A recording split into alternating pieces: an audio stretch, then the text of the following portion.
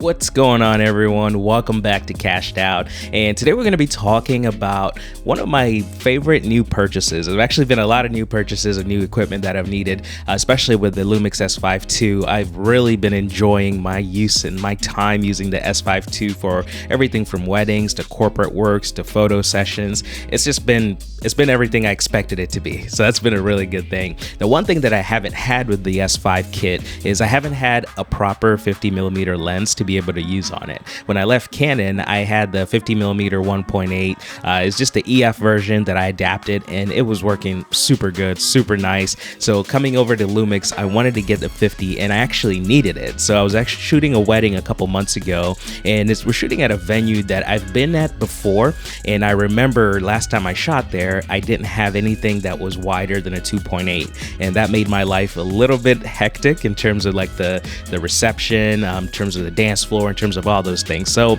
coming into this wedding, I was like, okay, I definitely need to get a wider aperture, but I thought about it literally the day of the wedding. So it's kind of like a last minute purchase, scrambled around to try and find a local shop that had it. Apparently most camera shops don't have lenses in stock anymore. Everything is just order online, either buy it on Amazon or you have to wait 2 or 3 days for the store to have it shipped in. But luckily I was able to find a local store and pick it up, and I got the 50mm S version of this Lumix 1.8, and this has been absolutely awesome. I really liked having another 50mm lens in this kit, and the 1.8 aperture really saved my butt when it came to the wedding. So I wanted to just chat a little bit about this lens. It's super affordable. I got it for it was a $450 lens, but I got it for $350 because they had a $100 discount going on at the store. But I think the price can vary. If you buy it used, you can definitely get it at a lot cheaper price than that as well. The one that I got was brand new, so it was a little bit more pricey. But even at that price point, it's not as expensive as maybe the 24-70 2.8 that comes in at about $1,300, and I'll talk more about that one later.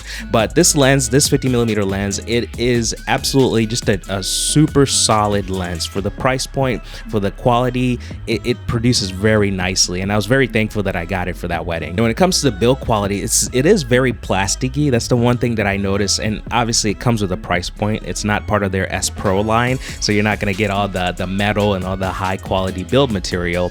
But even though it's very plasticky, it still is pretty solid. It felt very lightweight, so when I added it to my handheld rig, it was a dream to use on the rig, I'll tell you that much. And I'll talk some more about the rig. I actually have a 3-pound battery on my rig, and don't ask me why. Honestly, it's because I don't want to keep changing batteries or recharging. So that 3-pound battery is like the biggest part of my rig, and when I use the 24-70, I do feel the weight, but when I put this 50mm on there, it was a dream. I carried that rig all day long, and it was just fantastic. So the weight of it being super lightweight is a great asset. Seeing as the Lumix S5ii isn't a heavy camera, it's not really heavy, so having it complemented with a light lens to be able to be stuck on that handheld rig, there was enough counterweight to be able to balance it out so that my shots were still smooth, but it allowed me to at least have a little bit of a breather and not have to be like, lifting 5-10 pounds trying to be smooth in terms of my shots here and there. So that was a really good. I really like the fact that it was lightweight. It allowed me to be able to flow a little bit smoother, flow a little bit easier, and not have as big of a toll on my body as maybe some of the bigger lenses. Now the 1.8 aperture was super helpful, especially for that wedding day. And when we were in the room where they were having the reception and the ceremony, it actually was pretty dark. It's lit by, there was a little bit of side lighting, but primarily the lighting for the room came from the windows. It has like huge windows, glass stained windows, so a lot of times whenever it's cloudy like it was on this day, that room, that area is very dark. So I really had to use, I don't shoot wide open all the time, I don't shoot at 1.8 all the time,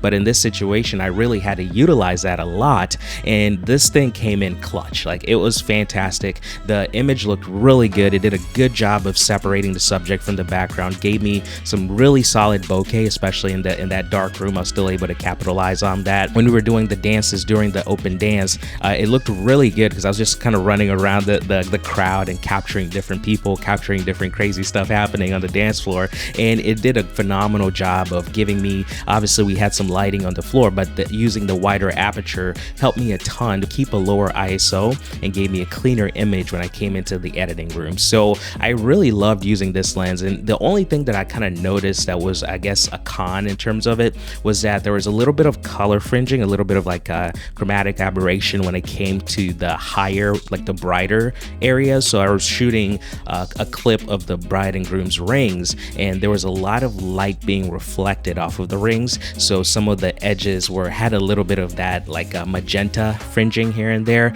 So that was the only thing that I kind of noticed. It was a little bit of a downside, but overall, that's the only exception. I know if you do like to shoot like sunsets, if you do like to shoot a lot of scenarios where you've got a lot of backlighting or a lot of really bright light coming into the lens, so you will notice some cases where you have that fringing and that color shifting. So just kind of be mindful of that. But if you're aware of that and you kind of work around that, it's pretty solid. And I don't expect it to be fantastic at handling those kind of things for the price point. Obviously, being more on the budget side of things, I was not surprised that it had that. It was just something to take note of if you are considering taking this on. So overall, I feel like this 50mm 1.8 is definitely a great addition to your kit if you got the Lumix S5 II, or if you got any of the Panasonic lines of cameras. It's really solid. I mean, it'll cover whatever. The Nifty 50, you can't go wrong with the Nifty 50. It'll cover anything that you need, whether it's photo or video. But anyway, overall, the Panasonic Lumix 50mm 1.8, great lens, very solid. If you need a 50 on your kit, definitely take a look at this budget option. So hope you enjoyed that video, guys. If you did, be sure to like, subscribe to the channel if you haven't yet, and tune in next time. Next time, we're going to be chatting a little bit more about that 24 to 70mm lens that I mentioned earlier. So stay tuned for that, and we'll talk to you soon, guys. See ya.